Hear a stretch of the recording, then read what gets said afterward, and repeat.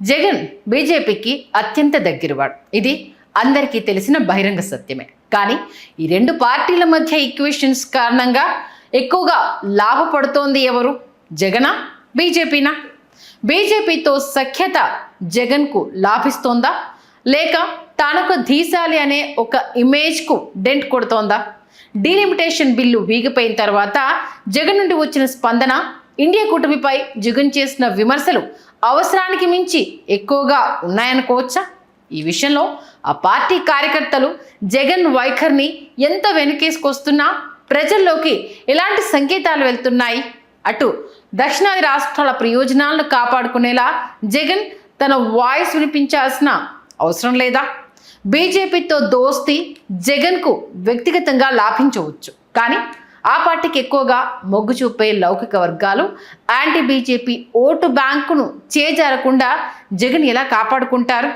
జగన్ బీజేపీల మధ్య ఉన్న బంధం కేవలం జగన్ కాంగ్రెస్ వ్యతిరేక చరిత్ర వల్లే ఇప్పటికీ కొనసాగుతుందనుకోవచ్చా? నమస్తే, నేను మీ సంధ్య. వెల్కమ్ టు తెలుగు రాజ్యం టాప్ స్టోరీ.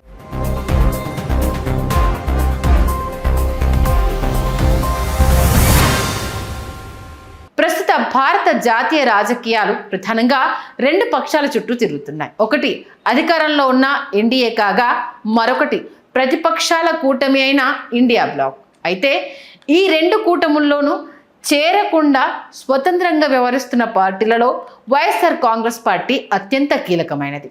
ప్రస్తుతం పార్లమెంటులో వైసీపీకి లోక్సభ మరియు రాజ్యసభ కలిపి మొత్తం 11 మంది సభ్యుల బలం ఉంది. ఆ తరువాతి స్థానంలో బిజు జనతాదళ్ 6 రాజ్యసభ స్థానాలతో నిలిచింది. రాష్ట్ర రాజకీయాల్లో సంఖ్యాపరంగా వైఎస్ జగన్ బలహీనపడినట్లు కనిపిస్తున్నప్పటికీ కేంద్రంలో మాత్రం బీజేపీకి కీలక బిల్లులు ఆమోదం కోసం ఆయన మద్దతు అనివార్యంగా మారింది. మరోవైపు ఏపీలో బీజేపీ ప్రస్తుతం టీడీపీతో పొత్తులో ఉన్నప్పటికీ జగన్ను పూర్తిగా దూరం చేసుకోవడానికి సిద్ధంగా లేదు. దీని వెనుక ప్రధానంగా 3 వ్యూహాత్మక కారణాలు కనిపిస్తాయి. వీటిల్లో మొదటిది బిల్లుల ఆమోదానికి మద్దతు. కేంద్ర ప్రభుత్వం పార్లమెంట్లో ప్రవేశపెట్టే కీలక బిల్లులకు రాజ్యసభలో మెజారిటీ అవసరమైనప్పుడు జగన్ అందించే మద్దతు బీజేపీకి ఎంతో కీలకం. ఇక రెండవ అంశం భవిష్యత్ పొత్తుల సమీకరణాలు. రాజకీయాల్లో శాశ్వత మిత్రులు, శాశ్వత శత్రువులు ఉండరు. భవిష్యత్తులో ఒకవేళ టీడీపీ తిరిగి కాంగ్రెస్తో జతకడితే ఏపీలో ప్రత్యామ్నాయంగా జగన్తో కలిసి పోటీ చేసే వెసులుబాటును బీజేపీ అట్టిపెట్టుకోవాలని చూస్తోంది. ఇక మూడవ అంశం కాంగ్రెస్ పుంజుకోకుండా అడ్డుకట్ట వేయడం. జగన్ కాంగ్రెస్ను వీడక ముందు ఉమ్మడి ఆంధ్రప్రదేశ్లో ఆ పార్టీకి బలమైన కోటగా ఉండేది. ముఖ్యంగా రెడ్డి, ఎస్సీ, ఎస్టీ మరియు మైనారిటీ వర్గాలు కాంగ్రెస్కు వెన్నుముకగా నిలిచేవి. ఒకవేళ బీజేపీ జగన్పై కక్ష సాధింపు చర్యలకు దిగితే ఆయన ఇండియా కూటమి వైపు చూసే అవకాశం ఉంటుంది. గతంలో జగన్పై కేసులు పెట్టింది కాంగ్రెస్ ప్రభుత్వమే అయినప్పటికీ జగన్ ఒకవేళ అరెస్ట్ అయితే మారే రాజకీయ సమీకరణాల్లో ఆ పాత గొడవలు కాంగ్రెస్ జగన్ల దోస్తీకి అడ్డంకి కాకపోవచ్చు. అందుకే జగన్ తిరిగి కాంగ్రెస్ కూటికి చేరితే ఆ పార్టీకి పూర్వవైభవం వచ్చే ప్రమాదం ఉందని భావిస్తున్న బీజేపీ ఆయన విషయంలో చాలా ఆచితూచి వ్యవహరిస్తోంది. ప్రస్తుత రాజకీయ పరిణామాలను పరిశీలిస్తే వైఎస్ జగన్మోహన్ రెడ్డి అనుసరిస్తున్న వ్యూహం అత్యంత ఆసక్తికరంగా కనిపిస్తోంది.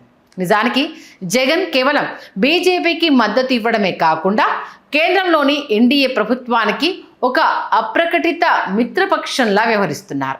పార్లమెంట్లో ప్రవేశపెట్టే కీలక బిల్లుల విషయంలో ఎటువంటి భేషజాలు లేకుండా బీజేపీకి నిర్ద్వంద్వమైన మద్దతు ప్రకటిస్తున్నారు.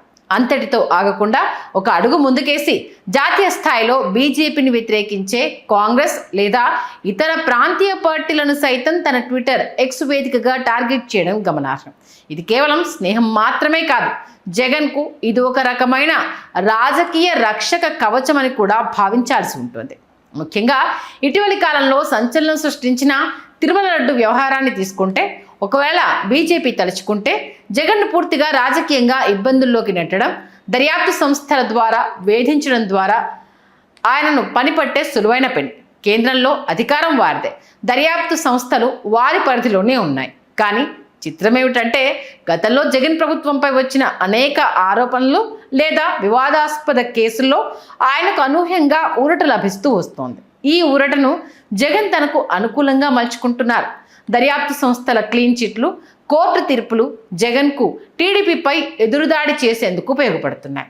తిరుమల లడ్డు వ్యవహారం ఇందుకు ఒక ఉదాహరణగా చెప్పుకోవాలి. జగన్ బీజేపీ మధ్య ఒక చిత్రమైన గివ్ అండ్ టేక్ సంబంధం నడుస్తోంది.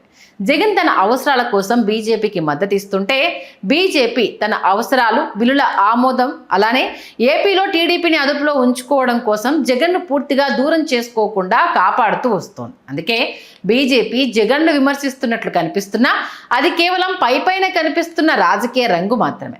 లోపల మాత్రం ఇరుపక్షాల మధ్య బలమైన రాజకీయ సఖ్యత కొనసాగుతుందన్నది కాదనలేని వాస్తవం. ఇక బీజేపీ అలానే జగన్కు ఈ విచిత్ర బంధం ద్వారా కలిగే ప్రయోజనాలను అటించితే జగన్పై బీజేపీ దోస్తీ ప్రభావం, ప్రజల్లో కలుగుతున్న ఇంప్రెషన్ ఏంటి? కేంద్రంలోని ఎన్డీఏ కూటమిలో టీడీపీ అధికారిక భాగస్వామిగా ఉన్నప్పటికీ ప్రధాని మోదీతో జగన్ నెరవేర్పుతున్న దోస్తీ ఒక బహిరంగ రహస్యం. ఇందులో దాచడానికి ఏమీ లేదు. చివరికి వైసీపీ నేతలు కూడా ఈ విషయాన్ని కాదనలేని పరిస్థితి. అయితే ఇక్కడే ఒక కీలకమైన విశ్లేషణ తెరపైకి వస్తోంది.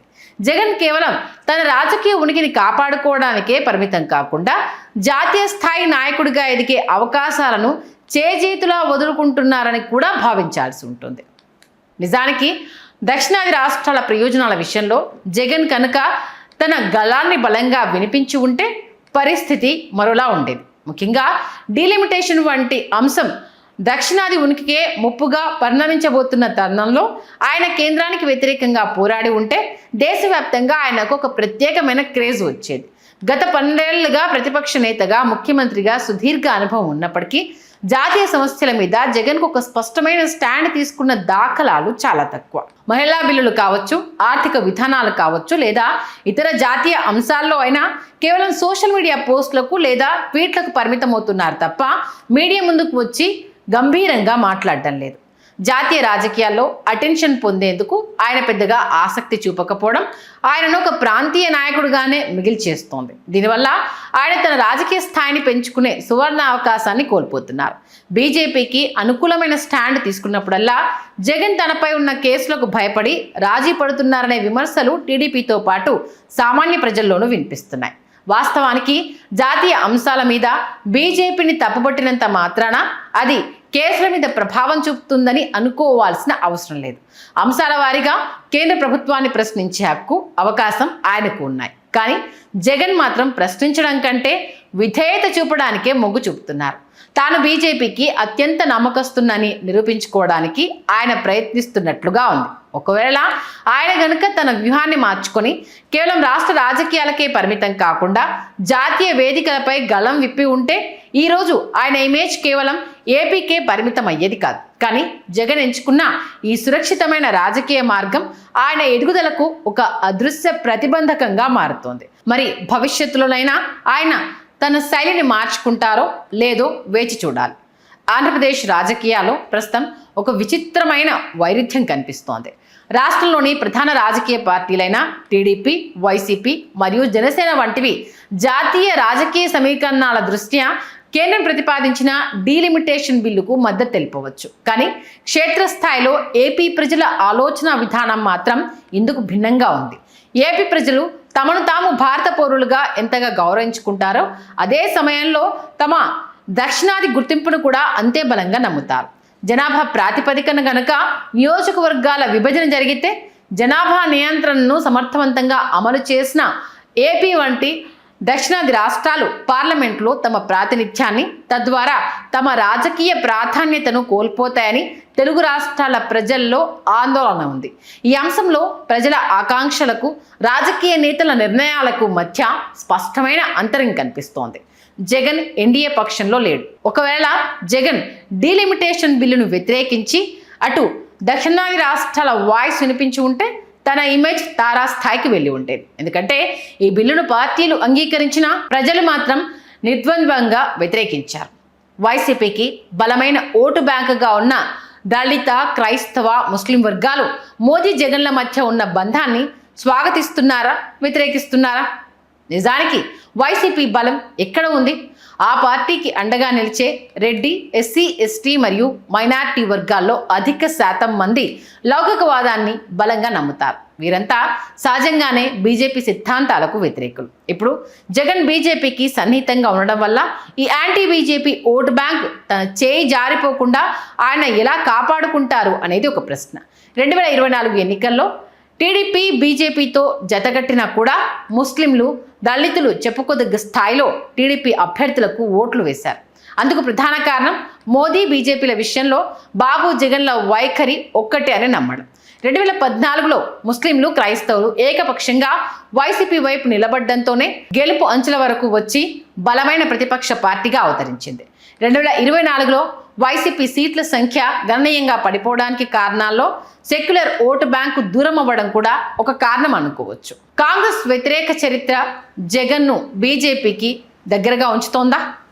వైఎస్ రాజశేఖర రెడ్డి మరణం తర్వాత కాంగ్రెస్ అధిష్టానం జగన్ను ఇబ్బందులకు గురిచేయడం, జైలుకు పంపడం వంటి పరిణామాలు జగన్లో ఆ పార్టీపై బలమైన ద్వేషాన్ని నింపాయి.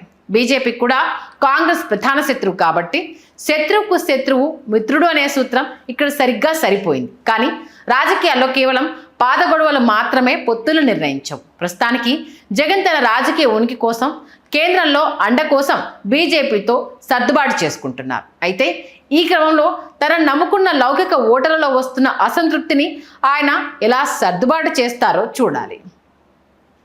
ముగింపుగా చెప్పాలంటే జగన్, బీజేపీల మధ్య సాగుతున్న ఈ రాజకీయ ప్రయాణం ప్రస్తుతం స్ట్రాటజిక్ నెసెసిటీలా కనిపిస్తోంది.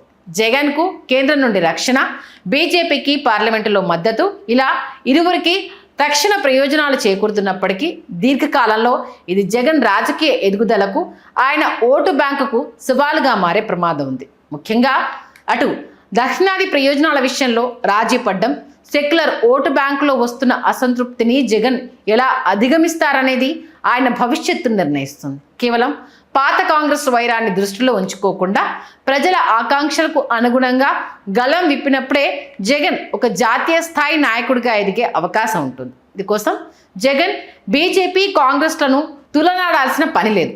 అలానే ఈ రెండు పార్టీలను అవసరానికి మించి సమర్థించాల్సింది లేదు.